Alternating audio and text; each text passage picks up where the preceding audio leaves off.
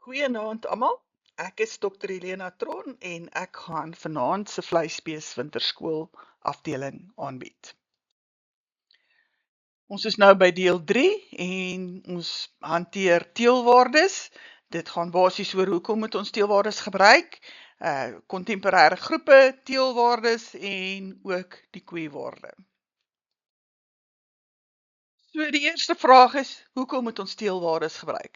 En die antwoord daarop is dat die omgewing 'n baie groot invloed het op meeste produksie-eienskappe. So as jy na die metings kyk of fenotipies, na hoe die dier lyk, is dit 'n som totaal van die omgewing en sy genetika. Jy kan dus nie diere selekteer deur net na hulle te kyk nie. Jy moet maar die genetika daar uitkry, die omgewingseffekte daarvan uitkry. So as jy diere goed voer, sal hulle goed produseer, hulle sal groei en hulle sal vrugbaar wees, maar jy sal nie weet wat is hulle genetika nie. En dit is wat 'n teelwaarde is. Dis 'n aanduiding van die dier se genetiese vermoë en die deel van die prestasie wat hy sal oordra na sy nageslag toe. 'n Mens moet natuurlik ook 'n seleksiedoelwit hê. Waarheen wil jy teel? Wat wil jy op die ou einde hê?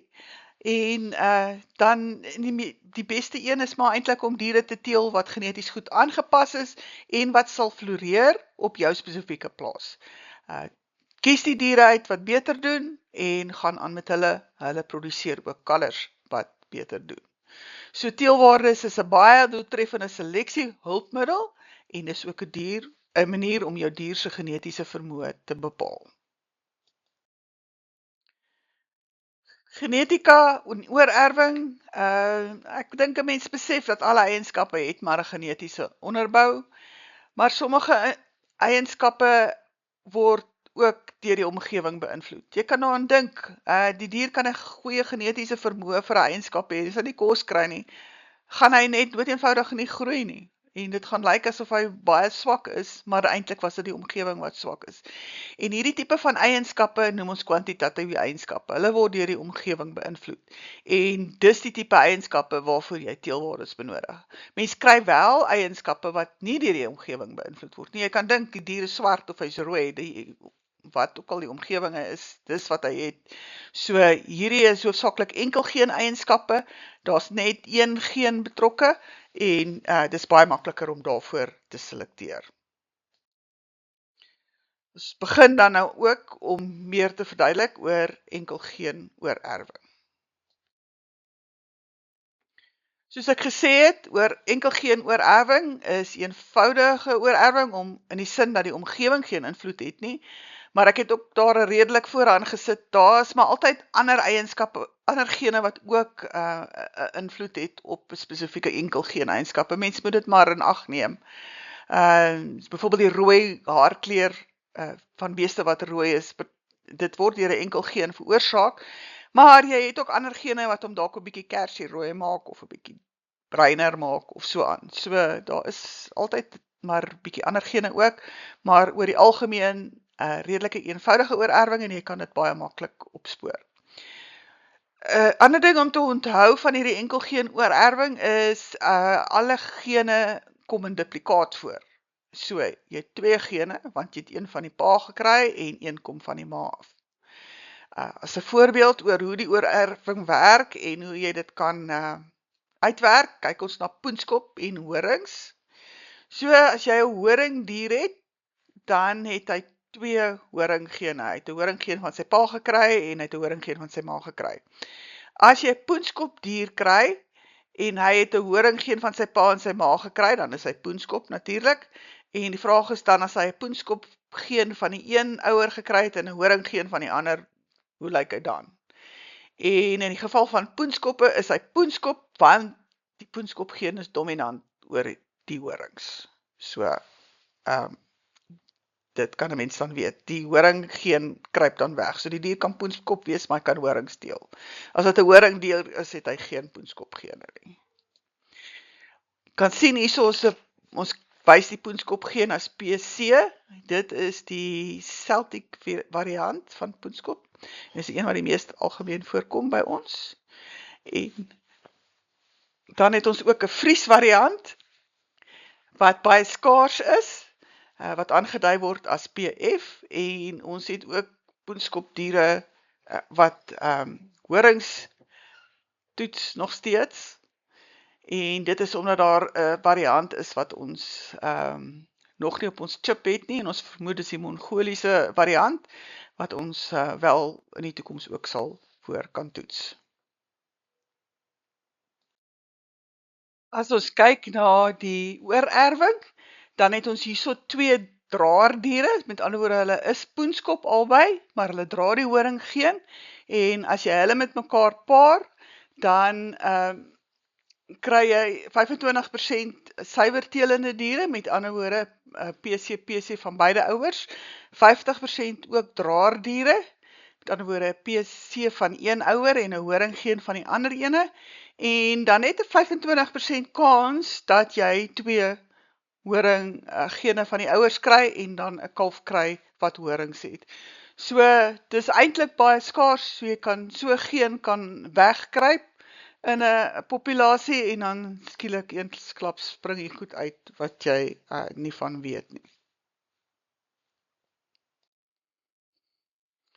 Voorbeelde van enkeloorerwing wat jy mee te doen kry, is soos ons nou gewys het, die poenskop, wat dominant is oor horings.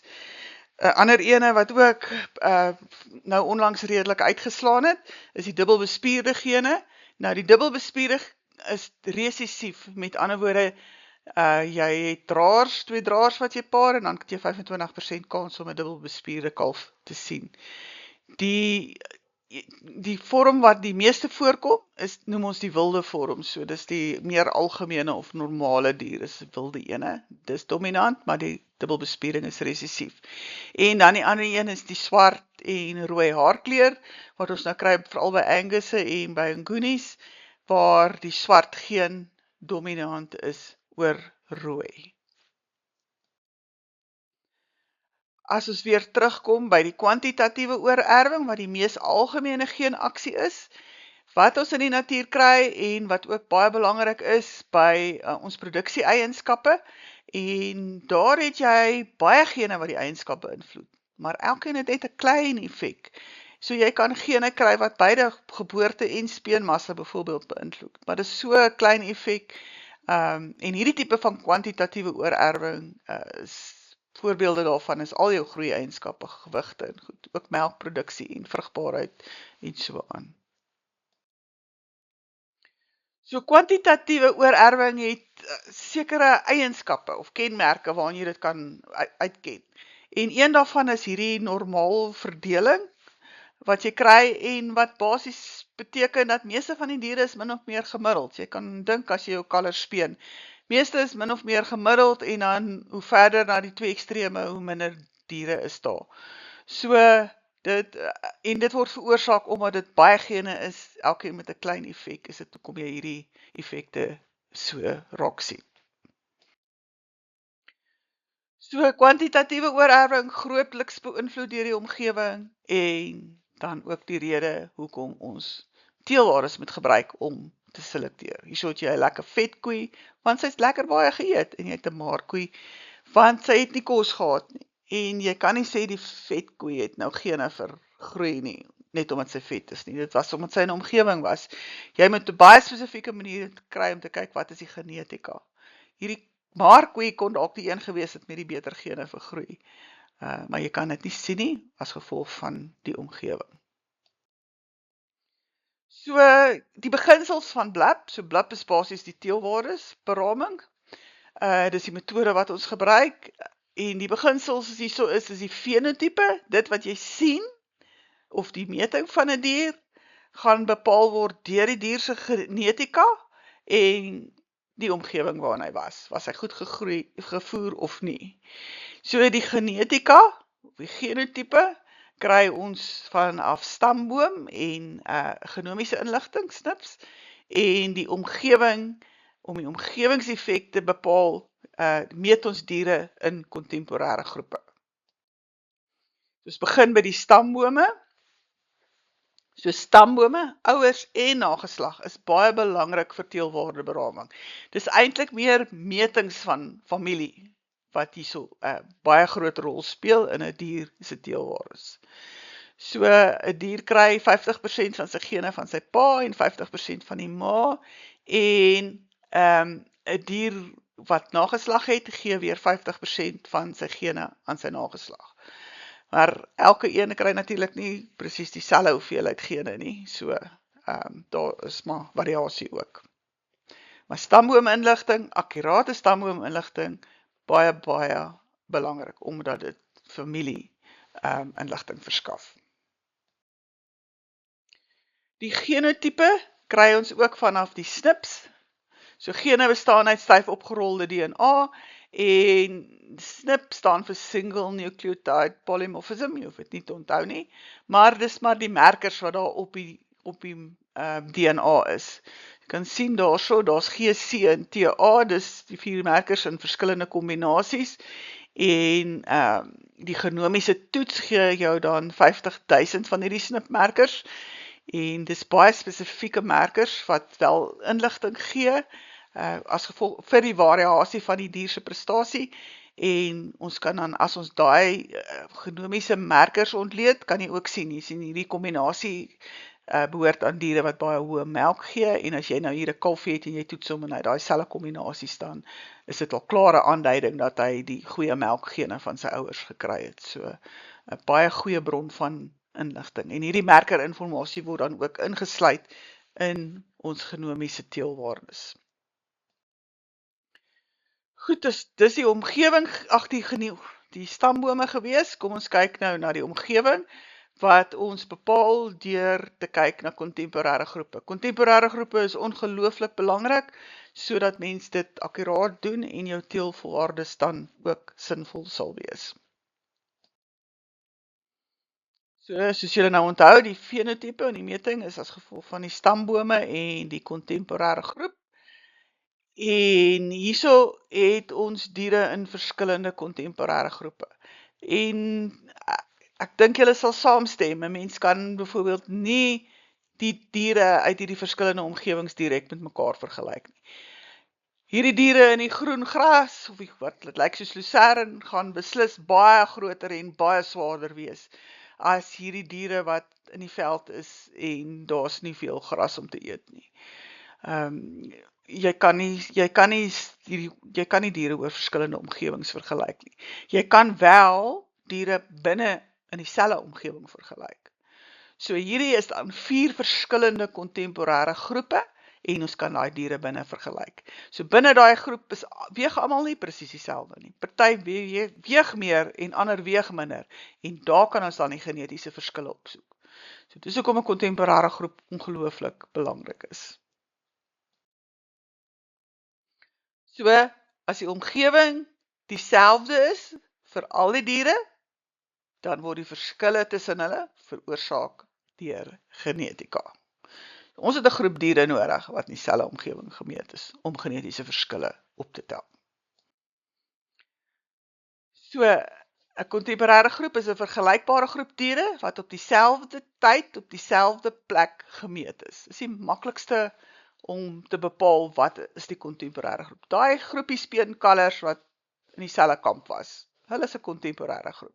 Hulle is gebore in dieselfde kudde, in dieselfde jaar, in dieselfde seisoen, en hulle is dieselfde behandel. So, dieselfde seisoen, dis hoekom ons sê kalvers moet minder as 100 dae verskil van mekaar in ouderdom, anders begin jy seisoenseffekte optel, en kalvers wat in die winter gespeen word, weeg minder as die wat in die somer gebore is. So, ons ondervang daai deur hulle in verskillende kontemporêre groepe te sit. En is ook belangrik dat hulle dieselfde behandel is. As daar binne jou groep diere is wat se ma dood is, of wat ook al, dan moet jy hulle uithaal, want hulle gewigte is nie vergelykbaar met die res nie. Ons weet wel, omdat jy in prestasiemeting is en alles aanteken, kan ons byvoorbeeld die effek van geslag ook in die model sit, waar ons die teelwaardes bereik. 'n Bulkalf weeg meer as 'n verskalf, nie omdat hy ander gene het nie, dood eenvoudig omdat hy 'n billetjie is. So dit neem ons in ag, Moet nie jou diere almal op 205 dae weeg nie, weeg hulle almal op dieselfde dag, dit is die mees akkurate. Ons weet hierdie kalfie van jou was 2 weke, is 2 weke jonger, en daai een is weer 3 weke ouer, en so aan. So, ons kan wel daarvoor ook in die modelle in ag neem. Die ander belangrike ding is die ma se ouderdom. As dit 'n ou versie is wat die eerste keer kalf, gaan haar kalfie ligter wees. Dood eenvoudig omdat die ma nog jonk is. Maar ons kan daarvoor voorsiening maak in die bladontleding. So wat belangrik is vir julle as teelers, is dat julle die diere in 'n kontemporêre groep moet sit, en die speelveld moet gelyk wees. Is hulle almal aan dieselfde omgewing blootgestel? Dis nie iets wat julle as teelers kan doen. Maar aan die ander kant moet 'n mens ook nou nie te fyn gaan opdeel nie. Dis veiliger om die groepe so groot as moontlik te maak. Moenie groot groepe in 'n klomp klein groepies gaan opdeel, en omdat die mikroomgewing verskil het of wat ook al nie. Sit al daai diere wat in dieselfde kamp geloop het in een groep, en haal miskien een of twee uit wat anders behandel is. Sy ma is deur 'n slang gepik of wat ook al, en sulke tipe van goed, en tweelinge en so aan. So,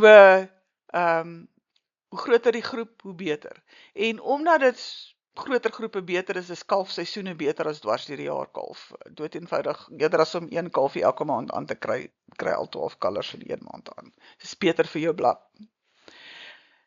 Ander ding wat 'n mens nie altyd aan dink nie, is meet ook asseblief daai uitskot kalvers. Daai kalvers wat jy nie gaan hou nie, die ou kalfie het nie lekker gegroei nie. Jy kan hom met liefde uitskot, maar weeg hom net eers, want ons wil weet, sy ma en sy pa het 'n simpel kalf geteel. En dit moet in ag geneem word by daai dier se teelwaardes. Jy kan nie net die beste diere meet nie, weeg die hele groep. Die minimum groepgrootte is 5 diere, maar meer is beter. Maar 5 sal vir jou redelike teelwaardes gee. In die bladontleding aanvaar ons 3 en meer, maar die bydra tot die ouers se teelwaardes is nie baie as dit so min diere is nie. En dan moet dit ook nageslag van 2 bulle wees. So 5 diere in die groep, en nageslag van 2 bulle. Hoekom dit 2 bulle se nageslag moet wees, sal ons nou bykom. So soms moet kalvers binne omgewing in 'n aparte groep geplaas word. Soos ek gesê het, verskillende plase definitief in verskillende groepe. Kampe, dis iets wat net jy kan besluit. As daar moontlik kampverskille is, dan moet jy hulle maar in verskillende groepe sit. Dan siektetoestande, en hierdie goed is nie altyd so maklik soos wat dit hier lyk nie. So helfte van die kalvers het diarree gekry, kan jy hulle nou met die ander vergelyk of nie? Weet nie of dit altyd so 'n maklike besluit is nie. Onthou, die familie se prestasie word ook in ag geneem daarmee. As jy koeie en kalvers aankoop, moet hulle definitief in hulle eie groepie wees. Jy kan hulle nie direk vergelyk met die kalvers wat van geboorte af in 'n omgewing was nie. Goed soos grootmaakstatus, tweelinge, pleegsorg, bottel, magevrek, obviously kan jy hulle apart haal, in sy eie groepie sit. Byvoeding, veral as 'n sekere deel van die kalvers toegang tot byvoeding gehad het en ander nie, skoudiere is, maar kom op dieselfde neer, en enigiets anders wat anders was, wat die res van die groep, moet jy die kalvers in hulle eie groepie sit.